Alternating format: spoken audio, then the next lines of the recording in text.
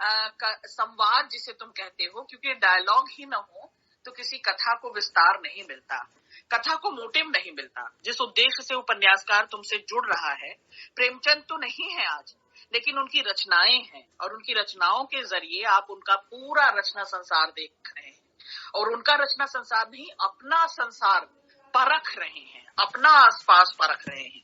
तो आज हम उन संवादों पर बात कर लें जो संवाद व्यक्तित्व को उद्घाटित करते हैं, जो संवाद पात्रों के चरित्र को उद्घाटित करते हैं, जो संवाद कथा को गति देते हैं। उपन्यास की जो कहानी है और उपन्यास का जो मोटिव है, जो मूल संदेश है, मीनिंगफुल मैसेज जिसे तुम कहते हो, उसे संप्रेषित करने का जरिया क्या बनता है? डायलॉग। और डायलॉग कैसे हैं प्रेमचंद के? प्रेमचंद की भाषा पर नहीं आज बात करेंगे, संवाद योजना पर बात करेंगे। किसी ने कहा, उसकी प्रतिक्रिया स्वरूप किसी ने कुछ कहा, उसे संवाद कहते हैं।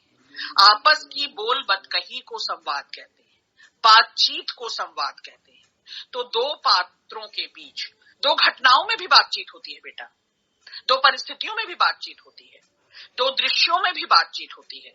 यहाँ हम दो पात्रों और चरित्रों की बातचीत के द्वारा उपन्यास की गति को परखेंगे कि वो अपने मोटिव तक पहुंचता है, अपनी मूल मंशा को, अपने कथ्य को, अपने कॉन्सेप्ट को पहुंचाने की कोशिश करता है या नहीं, और कितना सफल हुआ है। मेरी आवाज आ रही? सुधा, दिव्या, नताशा, रिया? Yes ma'am. हाँ, तो बस अब मैं बात शुरू करती हूँ। बेटा, तुमने मेरे साथ कहानियां पढ़ी, तुमने मेरे साथ आपका बंटी पढ़ा, और बार बार ये बात मैं कहती रही, कहानियों को पढ़ाते हुए भी कहती रही कि संवाद या कथोपकथन कितना जरूरी होता है किसी कथ्य के लिए, कहान शैली के लिए। जो कुछ कहा जा रहा है वो कहा कैसे जा रहा है? सुनाया तो नहीं जा रहा, कहा जा रहा है। और कहा जा रहा है तो बोल बतकही में ही कहा जाएगा। हर कहानी में जैसे कुछ पात्र और चरित्र होते हैं, उपन्यासों में कुछ प्रमुख पात्र और चरित्र होते हैं, वे जब आपस में बातचीत करते हैं, जो आपस में संवाद करते हैं, उससे आने वाली घटना का, आने वाले दृश्य का, बीत गई परिस्थितियों का, आने वाली परिस्थितियों का पता चलता है। तो संवाद क्यों महत्वपूर्ण है किसी भी कथ्य के लिए, किसी भी कहानी के लिए, उपन्यास के लिए? कि उससे आने वाली घटनाओं का पता चलता है, आने वाली परिस्थितियों का पता चलता है। दो पात्रों और चरित्रों के बीच जो संवाद हो रहा होता है, उससे हमारे चरित्र का उद्घाटन होता है, माने जो पात्र हैं उस उपन्यास के, और हम एक दूसरे को उद्घाटित करते हुए उपन्यास के मोटिव तक पहुंचाते हैं पाठक समुदाय। हम पाठक और श्रोता ही है ना। हम उपन्यास के प्रेमचंद के इस कर्मभूमि उपन्यास को किस तरह समझ रहे हैं? दो पात्रों और चरित्रों के संवाद के जरिए। क्या मेरी बात पहुंची?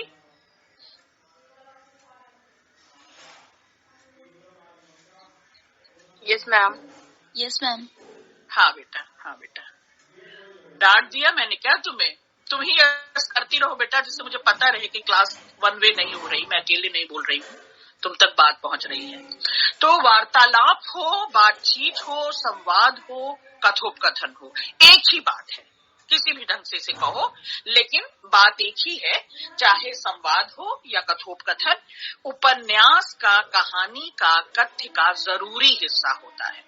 और प्रेमचंद के इस कर्मभूमि उपन्यास में संवाद भी बहुत बेहतरीन, पूरे कौशल के साथ, पूरी दक्षता के साथ पात्रों के अनुकूल है, घटनाओं व परिस्थितियों के अनुकूल है, कहानी के अनुकूल है, और कहानी के मूल संदेश के अनुकूल है। वे पात्रों का जो परस्पर बातचीत है, जो वार्तालाप है, उसको उद्घाटित करने में प्रेमचंद अपने पात्रों और चरित्रों का चरित्र उद्घाटित भी करते हैं। और कहानी को, कथा को, कथ्य को, कथा होती है कहानी और कथ्य होता है कंटेंट। जो कंटेंट उपन्यास में दिया है प्रेमचंद ने कर्मभूमि में, उसको विकसित करने में भी यही वार्तालाप, यही संवाद सहायता करती है। कर्मभूमि में आप कई तरह के उपन्यास देखेंगे, संवाद देखेंगे। कई गतिशील हैं, एक्टिव पार्टिसिपेशन जिसको कहते हैं। कुछ मैंने कहा, उसकी प्रतिक्रिया में तुमने कुछ कहा, फिर तुमको सुनकर मैंने कुछ कहा। इनको गतिशील संवाद कहते हैं बेटा। फटाफट की बातचीत जो होती है, छोटे छोटे रोचक संवाद जो होते हैं वो फटाफट वाले होते हैं, वो उन्हें गतिशील भी कहते हैं। और कुछ ऐसे होते हैं कि जैसे एक पूरा फ्रेम बन रहा है, जो लेखक वहां माने साहित्यकार वहां मौजूद होता है, कहानीकार उपन्यासकार वहां मौजूद होता है, और वो अपनी ओर से कुछ कह रहा होता है। एक संवाद होते हैं बेटा, दो तरह के संवाद होते हैं, याद रखना, स्थिर और गतिशील। जो गतिशील संवाद होते हैं वो पात्रों और चरित्रों के बीच होते हैं। पात्र और चरित्र क्या, कि अगर अकेली शिवानी बोलती रहे, या इस क्लास में जैसे होता है अकेले मैं बोलती रहूं, क्या इसको संवाद कहेंगे? No ma'am. इसको एकालाप कहेंगे, इसको संलाप नहीं कहेंगे, संवाद कहेंगे। संवाद में दो लोगों का या दो से अधिक लोगों का जुड़ना बहुत जरूरी है। एक कहे तो दूसरा जो सुन रहा है, कभी वो वक्ता हो जाए मैं श्रोता, कभी मैं श्रोता हो जाऊं वो वक्ता, तो आपस में ये हम अपनी भूमिका बदलते रहें, उसे संवाद कहते हैं। ये गतिशील संवाद होते हैं बेटा। लेकिन कुछ स्थिर भी होते हैं जहां लेखक मौजूद होता है और लेखक अपने विवरण साथ में देता है। कहानी को गति देने के लिए या दो पात्रों और चरित्रों को उद्घाटित करने के लिए केवल उनके बीच बातचीत ही नहीं कराई जाती, लेखक की उपस्थिति होती है और वो एक विवरण देता है, और उस विवरण से आपको उपन्यास की गति पता चलती है, कहानी पता चलती है। आगे बढ़ती हूँ। तो आने वाली घटनाओं का संकेत, आने वाले दृश्य में क्या बदलने वाला है, कौन सा चरित्र क्या मोड़ लेगा, कौन सी घटना क्या मोड़ लेगी, किस चरित्र का परिवर्तन होगा, हृदय परिवर्तन होगा, ये सब भी संवाद से ही पता चलता है। एक छोटा सा संवाद आपके सामने उदाहरण स्वरूप रखूंगी। लाला समरकांत और उनके बेटे अमरकांत के बीच संवाद हो रहा है, और वो कथा को किस तरह गति दे रहा है, किस तरह दोनों का चरित्र तुम्हें समझ में आएगा केवल संवाद पढ़ के। पूरा उपन्यास पढ़ा हो न पढ़ा हो तुमने, लेकिन वो संवाद पढ़ के और सुन के तुम्हें उन दोनों के चारित्रिक विकास का पता चलेगा। अमरकांत अधीर होकर कहता है, मुझे बहुत ध्यान से सुनना बेटा। अमरकांत बेटा बहुत अधीर होकर कहता है, आप बार बार इसकी चर्चा क्यों करते हैं? मैं चोरी और डाके के माल का रोजगार नहीं करूंगा, चाहे आप खुश हों या नाराज। मुझे ऐसे रोजगार से घृणा होती है। इस संवाद से, इस बातचीत से कि कोई सामने मौजूद है और वो कोई नहीं है, वो पिता है, पिता के सामने इस तरह का बयान अमरकांत के चरित्र की खूबियां बता रहा है। वो निर्भीक है, वो साहसी है, वो ईमानदार है, वो व्यवसाय से पहले मनुष्यता को दर्जा देता है, महत्व देता है। मेरी बात समझ में आ रही है बेटा? तो अमरकांत को समझने के लिए, अमरकांत को समझने के लिए ये जो वाक्य उसने कहा, और कहा भी तो किससे कहा? अपने पिता से कहा। तो इसमें उसकी निर्भीकता भी आ गई, साहस आ गया, ईमानदार वक्तव्य है, ये ईमानदारी से कह रहा है। लेकिन अपने पिता से कह रहा है कि मुझे रोजी रोजगार में मत फंसाइए, मुझे व्यवसाय में मत फंसाइए, क्योंकि मैं इस चोरी और डाके के उसमें माल और रोजगार में बिल्कुल इच्छुक नहीं हूं। इस रोजी रोजगार में आप मुझसे कितने भी नाराज हो जाएं, मैं अपना व्यक्तित्व नहीं बदलूंगा। मुझे घृणा होती है इस रुपए पैसे की इस लेन देन से। तो मेरे काम में वैसी आत्मा की जरूरत नहीं, मैं ऐसी आत्मा चाहता हूं जो अवसर देखकर हानि लाभ का विचार करके काम करे। ये कहते हैं पिता।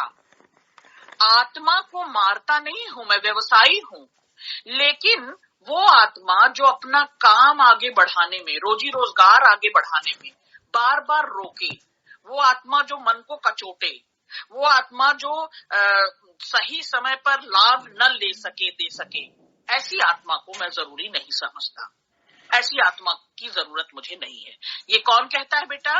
लाला समरकांत कहते हैं अपने बेटे से। अब आप बात समझिए, इन दोनों वाक्यों को पढ़ के आपको दोनों के व्यक्तित्व का पता चलता है। एक पूंजी को बहुत महत्व दे रहा है और दूसरा मनुष्यता को। एक लोभ और लाभ की बात कर रहा है, व्यवसाय की बात कर रहा है, और दूसरा कहता है मुझसे ये चोरी डाके का माल और इसका व्यवसाय होता ही नहीं। मैं सुनाई दे रही हूँ सृष्टि? तो इस संवाद के तो इस संवाद के द्वारा लाला समरकांत और अमरकांत के संवाद के द्वारा अमरकांत के चरित्र की दृढ़ता कि कितना मजबूत चरित्र का है वो, और समरकांत लाला समरकांत की धन लालसा, धन पिपासु, धन लालसा, लोभ, लालच, व्यवसायी व्यक्ति का संकेत होता है। तो कर्मभूमि उपन्यास में आप जब पढ़ते जाएंगे तो ऐसे कई संवाद, कुछ संवाद जो आपको नोटिस में हो, नोटेबल हो, उनको नोट करते जाइए और अलग कहीं रखते जाइए कि ये जरूरी संवाद है और इन संवादों में व्यक्तित्व उद्घाटित हो रहा है, इन संवाद में घटना उद्घाटित हो रही, इन संवाद में परिस्थिति, और ये कहानी को गति दे रहे हैं, क्योंकि ये तीनों ही काम करते हैं। तो कर्मभूमि में वार्तालाप जो है, जो संवाद है, जिसे तुम कथोपकथन भी कहते हो, बहुत सजीव है, प्रसंग के अनुकूल है, आउट ऑफ कॉन्टेक्स्ट नहीं है, आउट ऑफ रेफरेंस नहीं है। आउट ऑफ कॉन्टेक्स्ट और रेफरेंस समझिए कि बेतुकी कोई बात चल रही है, कोई दृश्य चल रहा है, कोई घटना और कोई परिस्थिति है, और उसमें आकर कोई एक पात्र और चरित्र कूद पड़ा और उसने अपने मन की कुछ कह दी, आउट ऑफ कॉन्टेक्स्ट।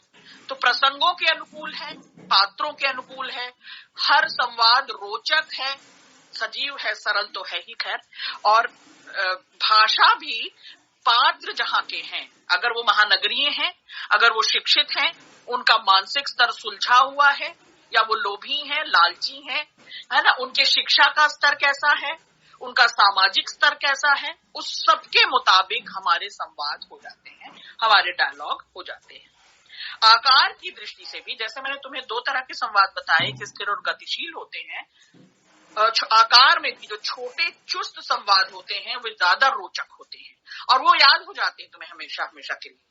जैसे फिल्मों में भी देखो बेटा, ये डायलॉग ही याद हो जाते हैं, पूरी कहानी तो तुम्हें नहीं याद होती, लेकिन तुम्हें डायलॉग याद हो जाते हैं, और कई बार डायलॉग ही किसी फिल्म के को प्रमोट करते हैं, फिल्म को यादगार बनाते हैं, लोकप्रिय बनाते हैं।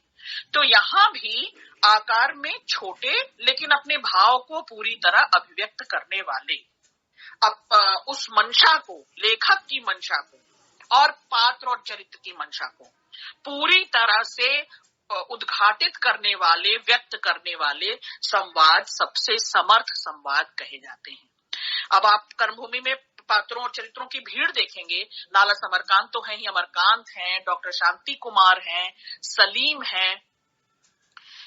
इनके डिफरेंस देखो बेटा, जो पढ़ लिख गए या जो युवा पीढ़ी के हैं, जो क्रांतिकारी विचारों के हैं, जो समाज को पहले महत्व देते हैं, समष्टि जिसे तुम कहते हो, और जो व्यष्टि को महत्व देता है, जो अपने आप को महत्व देता है, जो पूंजी को महत्व देता है, जो व्यवसाय और लोभ और लाभ को महत्व देता है, तो लाला समरकांत उनका प्रतिनिधित्व करते हैं। लेकिन इसी उपन्यास में अमरकांत, शांति कुमार और सलीम जैसे पात्र भी हैं, जो जब आपस में बातचीत करते हैं, जब उनके तुम संवादों को देखोगे, उनके साथ बैठकर उनकी बातचीत को सुनोगे, तो तुम्हें लगेगा कि उनका शैक्षिक स्तर, उनका सोच और विचार विवेक का स्तर, उनका मानसिक स्तर एक जैसा है, एक धरातल पर है।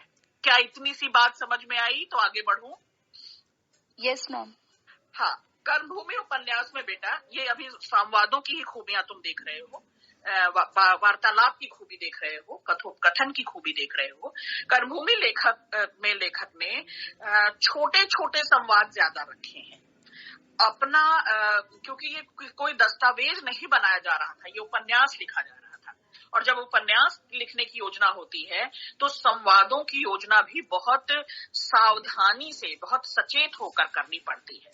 चाहे पात्रों के बीच जो पारस्परिक उनकी बातचीत है, इससे उनके गुण दोष पता चलते हैं, उनके पूरे व्यक्तित्व का। व्यक्तित्व बेटा कभी भी बाहरी नहीं होता कि बाहर से कितने देखने भालने में खूबसूरत हैं, अच्छे हैं, बल्कि चारित्रिक गुण दोष जो हैं, व्यक्ति का बोल बर्ताव व्यवहार जो है वो कैसा है, वो भी संवाद से ही पता चलता है।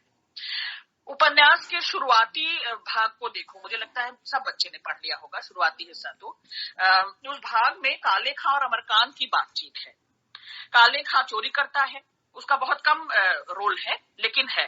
काले खां चोरी चकारी में लिप्त है, उसका चीजों को बेचना, उसको लगता है कि यही ठीक है। देखो बेटा, किसी चोर और डाकू या किसी अपराधी को तुम मिलते हो, आतंकी को मिलते हो, अत्याचारी को मिलते हो, तो उसे अपना काम ठीक लगता है। वो उसे जायज ठहराता है। उसके लिए वो कहीं से भी कोई चारित्रिक दोष नहीं है। चोरी करना, डाका डालना, अपराध करना, लोगों के साथ अन्याय करना, छीना झपटी करना, उनको अपने पेशे से, अपने काम से घृणा नहीं होती। आप ध्यान रखिएगा, जो व्यक्तित्व जैसा होता है उसको अपने पेशे से घृणा नहीं होती। अमरकांत को काले खां की चोरी चकारी से, छीना झपटी से घृणा होती है। अमरकांत दृढ़ गांधी का संस्करण है भाई, सत्य पर टिका हुआ है ना, सरल है, संचय को बुरा मानता है, असंग्रह की भावना रखता है कि जितना अपने लिए जरूरी है बस उतना ही रखो, बाकी सबको जितना जरूरी है सब में बांट दो, या सबका समान हक होना चाहिए। अमरकांत के तो ये विचार है। क्या मैं कोई नई बात कह रही हूँ? No ma'am. क्योंकि अमरकांत का चरित्र मैं पढ़ा चुकी हूँ बेटा, इसलिए इस ढंग से समझाना चाहती हूँ। तो अमरकांत अपने इरादों का पक्का है और उसे काले खां बुरा लगता है, लेकिन उसे लगता है काले खां अपने काम को जायज ठहराता है। तो अमरकांत बहुत दृढ़ता से कहता है, मैंने कह दिया, मुझे इसकी जरूरत नहीं। पछताओगे लाला, पछताओगे। खड़े खड़े 250 में बेच लोगे। क्यों सिर खा रहे हो? मैं इसे नहीं लेना चाहता। काले खां अमरकांत को लोभ देता है, धन का लोभ, और अमरकांत उसे सिरे से खारिज कर देता है। काले खां कहता है कि मनुष्य का जीवन ऐसे ही बहुत कठिन है और रुपया पैसा और धन की जरूरत पड़ती है, सुख सुविधा की जरूरत पड़ती है, व्यक्ति इसका आदी हो जाता है और इसकी जरूरत किसी में नहीं पड़ती। आप इसे कैसे ठुकरा रहे हैं? लेकिन अमरकांत अपनी चारित्रिक दृढ़ता के कारण, मजबूती के कारण कह देता है कि मुझे चोरी के माल से घृणा है। वो ये तक तर्क देता है, काले खां उसे गलत नहीं ठहराता। काले खां उसे कहता है कि ये जीवन के लिए बहुत जरूरी है, मतलब ये तो बेसिक से भी ज्यादा जरूरी है कि रुपया पैसा नहीं है तो मनुष्य का जीवन अकारक है, तो तुम पछताओगे, पछतावा हो इससे पहले ले लो। लेकिन अमरकांत मजबूती से टिका रहता है अपने विचारों पर और कहता है कि मुझे चोरी का माल रास नहीं आएगा। तो साथियों, इस तरह से ये कह सकते हैं कि कर्मभूमि में जो संवाद है, काले खां का संवाद देखो, उसकी बोली भाषा देखो, वो जिस परिवेश से आता है, वो जिस संस्कारों का है।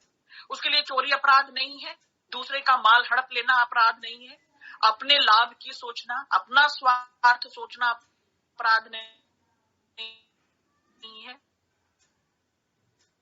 जायज ठहराता है अमरकांत के सामने। तो पात्रों के अनुकूल भी संवाद है, लेकिन अमरकांत का अपने विचारों में, अपने तर्क में, अपने डायलॉग में टिके रहना और ये कहना कि नहीं मुझे ये रास नहीं आएगा, तो प्रेमचंद दरअसल दो पात्रों और चरित्र के परिवेश को भी इस तरह बता देते हैं। हमारा पालन पोषण जिन हाथों होता है बेटा, हमारे संगी साथी जैसे होते हैं, हमारा जिस घर में परवरिश हमारी होती है, हमारी बोली भाषा, संवाद, हमारे संवाद पर उसका बहुत प्रभाव पड़ता है और उसी से हमारा व्यक्तित्व निर्माण होता है। तो यहाँ काले खां का परिवेश तुम्हें पता चल जाता है कि वो किस जगह से आता है, और यहाँ तुम्हें अमरकांत का भी पता चल जाता है कि वो अपने व्यक्तित्व का और चरित्र का कितना दृढ़ है। जबकि अमरकांत तो एक धनाढ्य परिवार में एक व्यवसायी पिता का पुत्र है, फिर भी उसके व्यक्तिगत गुण हैं, ये जातीय गुण हैं, ये उसके ये पारंपरिक दिमाग से नहीं बल्कि अपने कमाए हुए गुण हैं, लक्षण हैं कि वो ईमानदार बना रहता है। गजाला, सृष्टि, मुस्कान, बेटा बात पहुंच रही है? Yes ma'am. तो इस तरह से चाहे अमरकांत हो, डॉक्टर शांति कुमार हो, क्योंकि वो शिक्षित हैं, वैचारिक पात्र कहे जाएंगे, वो सोच विचार रखते हैं, वो समाज में फेरबदल चाहते हैं, वो समाज में परिवर्तन लाना चाहते हैं, पढ़े लिखे पात्र हैं, तो उनकी बोली भाषा में उस शब्द के अनुरूप उनका संवाद होगा, उनकी बातचीत होगी, एक सुलझी हुई बात निकल कर आएगी। संवाद जो वार्तालाप होगा वो बहुत सुलझा हुआ होगा। और इसके विपरीत जैसे एक अछूत पात्र है सुमेर, और एक दो पात्रों को ले लो, या मुन्नी भी, ये लोग जब बोलते हैं तो इनकी भाषा में शिक्षा नहीं झलकती, शुद्ध हिंदी और शुद्ध भाषा नहीं झलकती, तत्सम से इनका कोई लेना देना ही नहीं है, तद्भव और बल्कि कभी कभी तो स्लैंग तुम जानते हो ना, विकृत भाषा, असभ्य भाषा जिसे कहते हैं, कभी कभी स्लैंग को असभ्य भाषा इसलिए कहते हैं क्योंकि उसमें बोल व्यवहार के गाली गलौज के भी शब्द आते हैं। लेकिन जो पिछड़ी हुई जातियां हैं, यहां मैं कोई दोष नहीं दे रही, उनका परिवेश ऐसा है, उनका रहन सहन ऐसा है, उन लोगों में वो रहते सहते हैं कि उनकी बोली भाषा में वो बात आ जाती है, तो स्लैंग भी आता है। तो जैसे एक पात्र है कर्मभूमि में, मर नहीं मिटेंगे पंचों, चौधरियों के जेल में ठूस दिया जाएगा, चौधरियों को जेल में ठूस दिया जाएगा। मतलब हम अछूत यहाँ मार खाने के लिए, जूते खाने के लिए पैदा नहीं हुए हैं। ये जो चौधरी हैं, ये जो मूछ वाले हैं, जो ताव से रहते हैं, इनको जेलों में ठूस दिया जाएगा। अब इस भाषा में केवल तद्भव नहीं है, एक विकृति है भाषा में, बिगाड़ जिसको कहते हो। और लोगों को ठूस देना, जैसे कि कुछ क्या कह सकते हैं, ठसाठस, ठूस, ऐसे शब्द जो होते हैं ना बेटा, ये माने ये जाते हैं कि किसी मानसिक विकार से पैदा हुए ये शब्द हैं, यानी घृणा को प्रदर्शित करते हैं कि जैसे आलू प्याज को बोरियों में ठूस दो, ऐसे जेलों में चौधरियों को ठूस दिया जाएगा। मेरी बात समझ में आ रही ना नताशा, सावन, मनीषा? तो जो अछूत है वो इतनी बार मार खा चुका है, आप हैं क्लास में, अछूत जो है वो इतनी बार मार खा चुका है, इतनी यातना सह चुका है कि वो घृणा करता है चौधरियों से या पंडितों से। और जब वो घृणा करते हैं तो उनकी घृणा की वोकैबुलरी उस भाषा में, उस संवाद में ऐसी बात आएगी। इसलिए पात्रों की जो कथन है, वार्तालाप है, वो उनके व्यक्तित्व के और उनकी मानसिक विकास के और उनकी सोच के, उनकी घृणा और प्रेम के भी परिचायक होते हैं, उनके आसपास और परिवेश के भी परिचायक होते हैं। इसीलिए प्रेमचंद, क्योंकि लोक लाज के कवि हैं, समाज के कवि हैं, साहित्यकार हैं। याद रखना, प्रेमचंद लोक साहित्य, लोक समाज के साहित्यकार हैं, लोक को सबसे ज्यादा समझते हैं। यही कारण है कि वो अपढ़ और पढ़, शिक्षित अशिक्षित, उत्कृष्ट उच्च जाति निम्न जाति, अगड़ी हुई जो वर्चस्व में जीते हैं वैसी पीढ़ियां, और जो पिछड़े हुए लोग हैं, जो बार बार सताए हुए वंचित हैं, उनकी बोली, इन सब का ज्ञान और भान प्रेमचंद को है। और प्रेमचंद इसी को उद्घाटित करने के लिए कर्मभूमि की रचना करते हैं। समाज के ऊंच नीच को भी उद्घाटित करने के लिए कर्मभूमि की रचना करते हैं। जबकि सभी पात्र अपनी लड़ाई लड़ रहे हैं, याद रखना, कोई गलत नहीं है, अछूत भी गलत नहीं है, और अगड़ी जातियां भी अपने अगड़ेपन को कायम रखना चाहते हैं, समाज में अपने दबदबे को कायम रखना चाहते हैं। तो उनके वार्तालाप में, उनके संवाद में जो अभिमान झलकता है, उसकी कमी है वहां पर। और वो जो यातना और पीड़ा वो सदियों से सहते आ रहे हैं, उनकी वोकैबुलरी में, उनके संवाद में वो साफ साफ दिखाई देता है। ये तो बात रही बेटा, और भी 2-3 तरह के संवाद आप ले सकते हैं, जहां अमरकांत और सुखदा बातचीत करते हैं, जहां उनके मानसिक क्या कह सकते हैं, अलगाव की बात पता चलती है कि दोनों शिक्षित हैं, दोनों समवयस्क हैं, दोनों जीवन साथी हैं, उसके बावजूद उनका मानसिक धरातल अलग अलग है, उनकी सोच अलग अलग है। उस संवाद को भी ले सकते हैं। जहां सुखदा और सकीना बात करती हैं, उस संवाद को लेकर भी तुम बता सकते हो। सुखदा का व्यक्तित्व उद्घाटित हो रहा है, सकीना का हो रहा है, तुमने दोनों के चरित्र पढ़े हैं। या जहां डॉक्टर शांति कुमार और सलीम भिड़ जाते हैं एक दूसरे से, दोनों ही विवेक वाले हैं, सोच समझ वाले हैं, दोनों ही समाज में परिवर्तन चाहते हैं, क्रांतिकारी आंदोलन करना चाहते हैं, लेकिन विचार वैभिन्न, मत वैभिन्न, ये तो घरों में भी होता है ना, दो सगों में भी होता है, अपने ही परिवार में होता है। तो विचार वैभिन्न, मत वैभिन्न, मत मतलब ओपिनियन, राय, आपस की भिन्नता, ये भी हमारे वार्तालाप और हमारे संवाद से पता चलता है। परिवेश बता दूं, आज देश काल परिवेश भी आज बता दूं। उपन्यास कर्मभूमि का परिवेश माने उस समय का समाज, उस समय का काल, उस समय का युग, जमाना, उस समय की सामाजिक और राजनीतिक स्थितियां, ये मिलकर परिवेश बनाती हैं कर्मभूमि उपन्यास की। बता दूं आज ही या नो मैम, ये आप कल बता देंगे। हाँ मैम, कल संडे है, कल मैं भी थोड़ा रेस्ट करूंगी। सोमवार बता दूं? मंडे। Yes ma'am. सोमवार बता दूंगी। ठीक है, तो फिर आज के लिए केवल संवाद योजना। मैं चाहूंगी 2 तरह के संवाद का उदाहरण मैंने दिया, 1-2 छुटपुट संवाद तुम भी अपनी ओर से जोड़ लो, अपने रेफरेंसेस से जोड़ो उपन्यास को पढ़ते हुए, जहां पति पत्नी बात करते हैं या जहां 2 सहेलियां बात करती हैं, मुन्नी के संवाद, बाजार में जो वो संवाद करती है, उस तरह के भी कुछ संवाद लाकर वहां की घटना को, उस समय के घटनाकाल को, परिस्थिति को उद्घाटित कर सकते हैं। ठीक है? Yes ma'am. हाँ बेटा, तो आज की सामग्री मैं शिवानी को भेज दूंगी या क्लास में ही भेज दूंगी, ग्रुप पर भेज दूंगी। मुश्किल से बहुत थोड़ा सा उसको और थोड़ा सा तुम्हें जोड़ने की जरूरत है, क्योंकि कर्मभूमि के संवाद पर बहुत ज्यादा मिलता नहीं है। तुम्हें एक बार, मुझे ध्यान आता है कि तुम्हें एक बार कर्मभूमि के पूरे उपन्यास के तत्वों के आधार पर समीक्षा भेजी है। किसी के पास है तो गूगल क्लासरूम में। कौन? नताशा, एक बार और बोलो।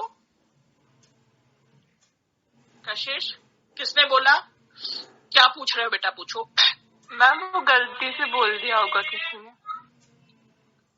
अच्छा ठीक है बेटा, तो मुझे जो ध्यान आता है, एक बार मैंने ग्रुप पे शायद भेजा है आपको कर्मभूमि का, कोई बात नहीं, कर्मभूमि की पूरी तात्विक समीक्षा, चाहे देशकाल पूछ लें, चाहे संवाद कथोपकथन पूछ लें, पात्र और चरित्र पूछ लें, या कथानक पूछ लें, या कर्मभूमि का उद्देश्य, इस उपन्यास का उद्देश्य बताएं आप, तो 5-7 पन्नों की या 15 पन्नों की मैंने आपको भेजी थी ग्रुप पर, और नहीं तो मुझे फिर मिली मेल पर मेरे, तो मैं भेज दूंगी आपको। ठीक है? Okay ma'am. हाँ तो बोल दो। Yes ma'am. अटेंडेंस ले लो। ठीक है, अटेंडेंस ले लो बेटा। मैं लूं अटेंडेंस? यस मैम ले लो। हाँ, Shivani. Yes Shivani, Archana, Archana, Archana, Deepanshi, Deepanshi, Divya, Divya, Divya, ma'am. Ghazala, yes ma'am. Harshika, present ma'am. Kashish, present ma'am. Katyayani, present ma'am. Khushi, present ma'am. Manisha, Muskan, Muskan, Muskan. Ma'am hand raise करा है मुस्कान ने। बोल क्यों नहीं रही? Muskan, Natasha, yes ma'am. Nikita, yes ma'am. Parul, present ma'am. Pooja, Pooja, Radha, Ritu, present ma'am. मधुर गाने भी सुना। Ritu, yes ma'am. रिया, मैम कौन सी रिया? मैम मैं 929। नाहा 929, Sawan, Shabnam, present ma'am. Sakshi, yes ma'am. Shiva, yes ma'am. Shivani, yes ma'am. Shivani, Shrinkhala, yes ma'am. श्रृंखला बेटा डीपी बदल दे। एकाएक लगता है कि कोई बच्चा, लड़का भी यहाँ पढ़ रहा है। Sonali, yes ma'am. कोएड कर देती हो तुम। सृष्टि, प्रेजेंट मैम। सुधा, प्रेजेंट मैम। सुधा पॉसिबल हो तो तुम भी जरा डीपी बदल लेना बेटा, बहुत डराती है तस्वीर मुझे। तनीषा, तनीषा, जेबा, प्रेजेंट मैम। सबसे अच्छी डीपी जेबा की है। अभी भी उदासी का ही दौर है, हैंड रेज करके अपनी अटेंडेंस बता देते हो। खुश रहा करो बच्चों, हर दिन को चेरिश करो। हर नया दिन आपको मिला है नई संभावनाओं के साथ, कुछ नया करने की कोशिश करो। पाठ्यक्रम तो पढ़ ही रहे हो, पर पाठ्यक्रम पास होने के लिए, परीक्षा पास करने के लिए नहीं कर रहे हो। हैंडमेड ड्रॉ किया था वो वही। हाँ हाँ बहुत अच्छा है, मुझे भेज देना। पर बदल लो। मैम अर्चना दुबे प्रेजेंट। हाँ अर्चना, उस समय का क्यों ना बोली बिटिया? मैम मेरा ध्यान नहीं था, एकदम से मेरा ना माइक ऑन हुआ। हाँ बच्चे जरा ध्यान में रहा करो, क्लासरूम में बैठे हैं हम लोग, इतना कैजुअली भी मत लो। आज शिवानी को मैंने डांट दिया, शिवानी को मत बोलो, लेकिन वो करे तो क्या करे, वो ना बोले तो मुझे लगे कि मैं अकेले दीवारों में बोल रही हूँ। थोड़ा अटेंटिव रहते हैं बेटा, थोड़ा सा डिसिप्लिन रहते हैं। अनुशासन तो सबसे अच्छी चीज है, जरूरी चीज है बेटा। हमें और कोई देखने वाला नहीं है हमारे आसपास। मैं बेईमानी करूं कौन मुझे क्या कह देगा, मेरी इच्छा, लेकिन मैं ऐसी ही बनती जाऊंगी। खूब ईमानदार बनो बेटा, खूब अच्छे इंसान बनो।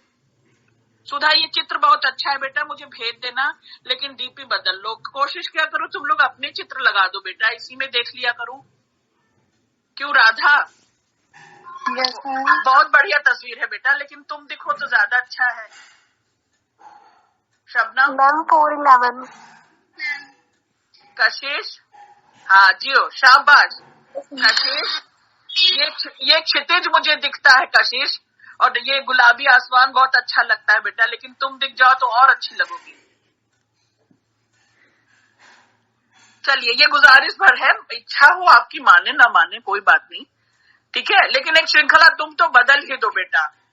बार बार लगता है मैं कोएड में पढ़ा रही हूँ, वैसे मैंने 3 साल पढ़ाया हुआ है कोएड में। चलिए अटेंडेंस हो गई। शिवानी नाराज हो गई, मैंने उसे डांट दिया ना, मत बोला करो। हाँ अटेंडेंस दे देना, भेज देना बेटा, और बोलना कोई मैम को कि मैं बाहर हूँ। ओहो, कोई तो बोल दो मैम को। ये तो चैट क्यों करते हो पढ़ाते समय, कुछ समझ नहीं आता कि मैं बाहर हूँ, माइक ऑन करके नहीं बोल सकती प्लीज। ओहो, बड़ी सारी दुविधाएं हैं। ठीक है बेटा, ध्यान रखना अपना, सब लोग खूब ध्यान रखो अपना, और आज थोड़े अच्छे अच्छे बच्चे बन जाओ, प्यारे प्यारे, खूब बढ़िया नहा धो लो। मैं तो भी नहीं नहाई, तुम्हें शिक्षा दे रही हूँ। नहा धो लो, खूब बढ़िया सुंदर सुंदर बन जाओ, और अपने मन अनुसार आज को जियो, ठीक है? पढ़ाई भी करो और अपने मन के अनुसार आज को जियो, और हर पल को जियो। हर दिन जब तुम उठते हो तो ये सोचो कि ये संभावना से भरा हुआ दिन है, एक और नया दिन मिला है, एक और नई सुबह मिली है। तो ऐसे सोए सोए उदास उदास ऐसे ही रहने लगोगे, बहुत जल्दी अच्छी खबर मिलने वाली है बेटा, जल्दी हम मिलेंगे।